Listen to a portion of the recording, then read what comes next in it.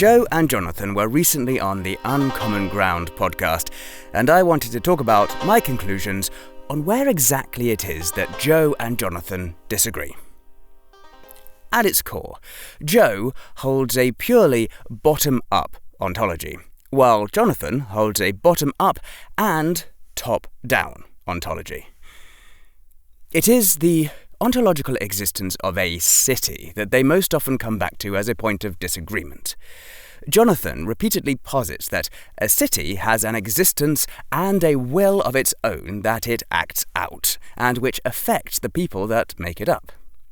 Joe agrees that there are patterns that human minds can find in reality, and that if enough people also agree with that pattern, the shared agreement can have effects on those humans. However, Joe disagrees that the city has an ontological existence of its own outside of the human minds. To him, it is simply a subjective pattern that many humans have picked out due to our biological similarity. If we were a different animal, say a termite, we wouldn't see the city, or in the video they talk about a chair.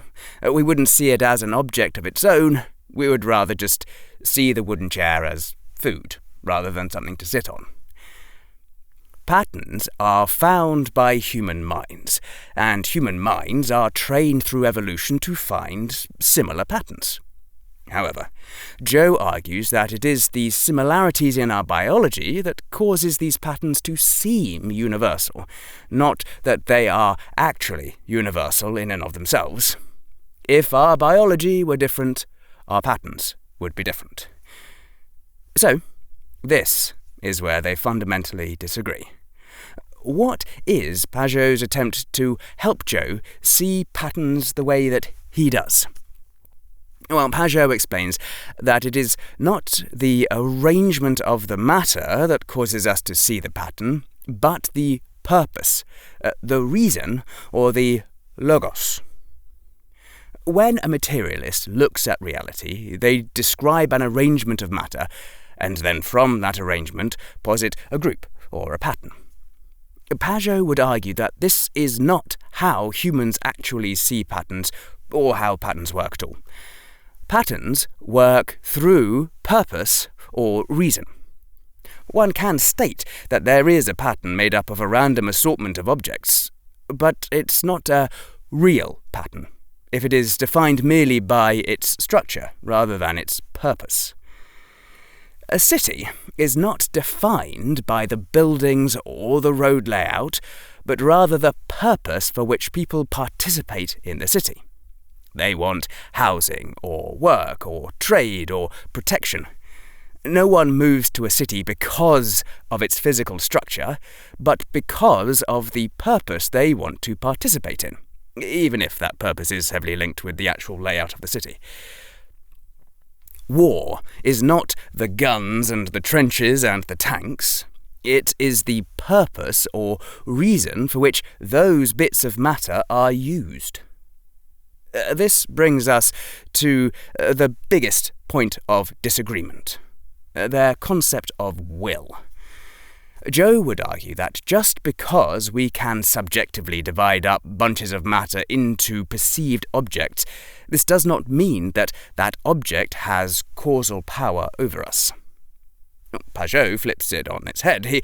He would say that if you assume purpose or reason first, and from that purpose or reason then imply an object, it is impossible for the object not to have a causal effect on you. Purpose and reason move people. Therefore, the objects defined by those purposes or reasons move people. This is the crux of the disagreement. How does one define a thing as an object? Is it by first looking at its structure and then defining it from there? Or is it by looking at a purpose and finding material that fits that purpose? To challenge Pageau on this, Joe brings up the concept of a rug and piano room, to argue that human beings can invent any arbitrary category we want to if it happens to be useful at the time. For Joe, this proves that patterns are just flexible, made-up human ideas. If war or a city has a will, wouldn't this totally made-up rug and piano room collection category also have a will?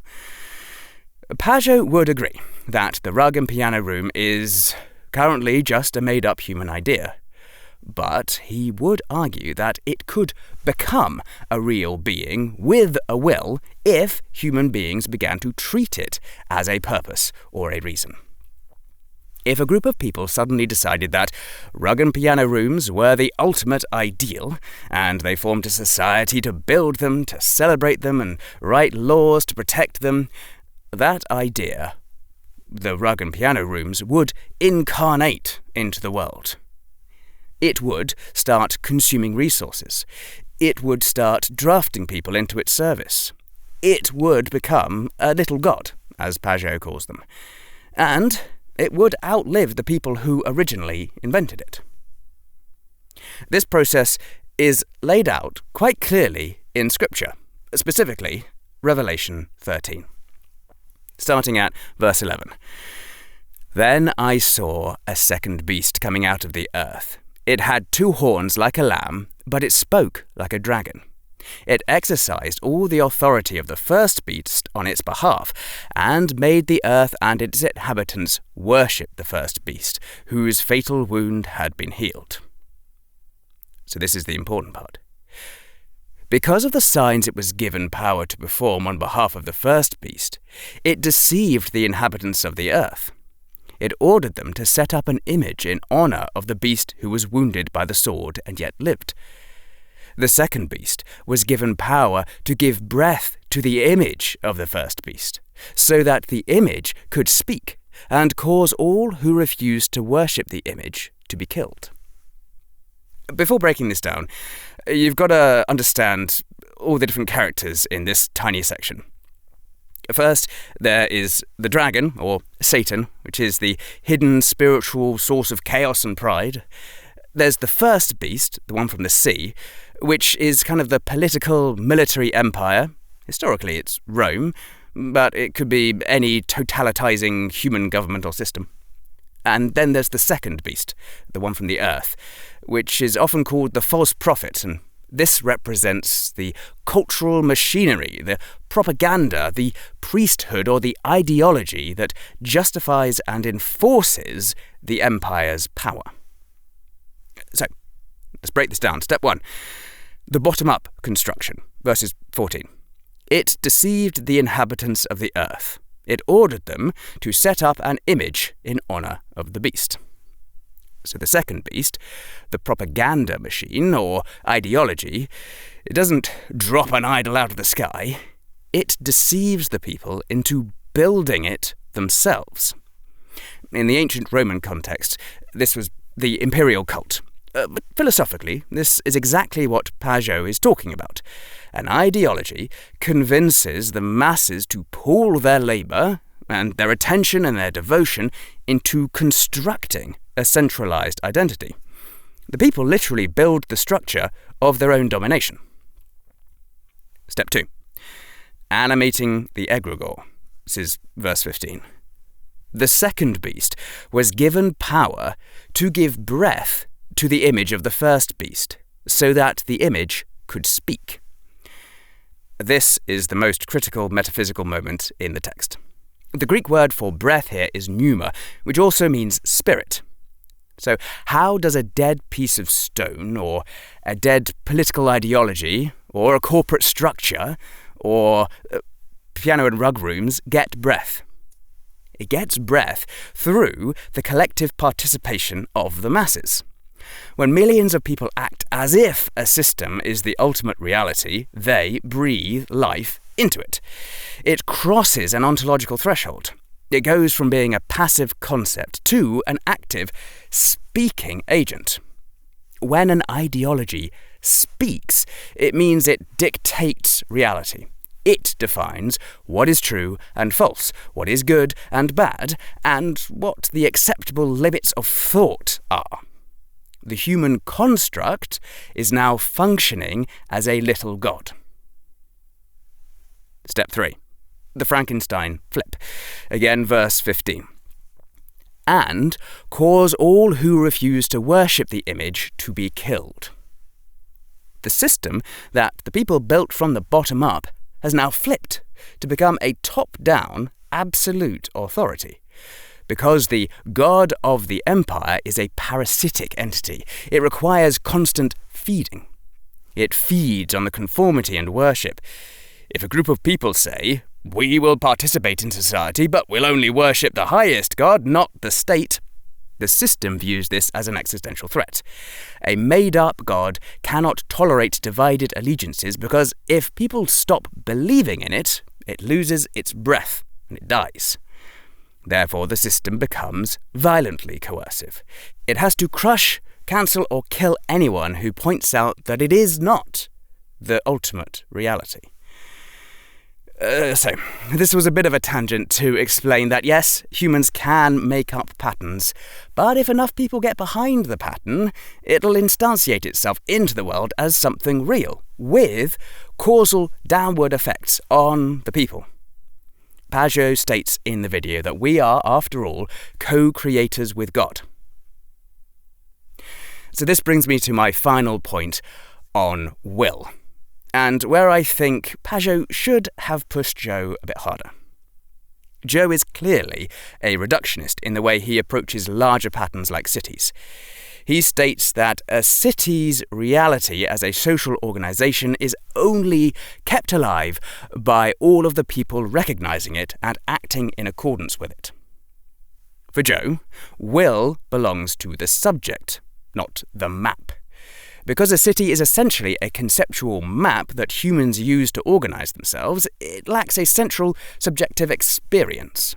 Without its own consciousness, it cannot have its own will. The will of a city is just the aggregate of the individual wills of the human perceivers inside of it. If all the humans in London suddenly forgot the concept of London, the city would cease to exist, leaving only bricks and concrete. Conversely, Joe argues, a human's structural existence doesn't require other humans to believe in it to function. To defend this gap, Joe would likely rely on a concept called supervenience, the idea that higher-level abstractions like human will are just useful descriptions of underlying physics. But if we are being true reductionists in our ontology, then human will is nothing but the byproduct of the physics and chemistry of our cells. I would argue that a human body does require its cells to believe in its unity. I'm sure that Joe would describe our human thought processes as deterministic, and so our thoughts and wills are not free. They are caused, much like the chemical reactions of a cell are caused. Therefore, our cells deterministically have to believe in us as much as we have to deterministically believe in the City of London. The confusion comes with the idea of belief. Joe is a reductionist, explaining all human processes through physics and chemistry, but then he posits a non-physical, non-chemical thing called belief, and argues that the higher and lower level arrangements, cities and cells, don't have this non-physical thing. For Joe, there is a fundamental difference between a structure held together by biological laws and a structure held together by abstract ideas. Cells don't abstract. A cell doesn't have a cognitive framework. It doesn't hold an abstraction of Joe in its nucleus to decide how to act. Its belief in the human body is just blind physical adherence to the laws of chemistry and thermodynamics. Humans, on the other hand, possess a conscious perceiver that has the unique mechanical ability to abstract, to look at a bunch of buildings and people and invent the concept of London. To this, I think it must be argued that in a truly bottom-up worldview like Joe's, our ability to abstract is purely a product of the physics and chemistry of our cells. There is no extra thing, no spooky soul that is doing the abstraction. Our own perception, minds, and ability to abstract are entirely as deterministic as our cells. We may call it an abstract belief in London, but to a reductionist, it is still chemistry and physics, nothing more. We can explain the human entirely through the working of cells. That does not remove the ontological existence of the human. By the same exact logic, we can explain the city entirely through the working of humans. That does not remove the ontological existence of the city. We can explain human will entirely through the working of cells and chemicals. This does not remove the existence of human will. We can explain the will of a city entirely through the working of humans. This does not remove the existence of the city's will. As Pageau states in the video, you can see something has a will by looking at instantiations of it through history. We can see many examples of war fought at many different times in many different countries. War always wants the same thing. It wants consumption and polarization. It demands that the world be split strictly into us versus them. It requires the sacrifice of resources, human life, and individual identity, drafting people to abandon their normal, peaceful lives to serve the collective purpose of destroying the enemy. Whether it is in ancient Rome or it's a 20th century soldier, the pattern acts exactly the same. The humans on the ground think they are the ones making the political or tactical decisions. But from Pageau's top-down perspective, the ancient pattern of war has simply descended, taken the wheel, and forced the humans to act out its will. There is not a nation or group of people who have chosen war just because. War arrives for one reason or another. Because of wants or desires or disagreements, war finds its way down and guides the actions through its will toward its end: consumption, polarization, division, sacrifice, destruction. You don't define war by looking at its parts. You define war by its purpose, its logos. What is going on and why? People fighting is not war. A random brawl in the streets is just chaotic violence. War is the overarching spirit, the principality that organizes that violence. It is the transcendent pattern that binds millions of separate individuals, industries, and minds into a single massive weapon aimed at a shared enemy. You don't build a war from the bottom up just by adding together a million individual fistfights.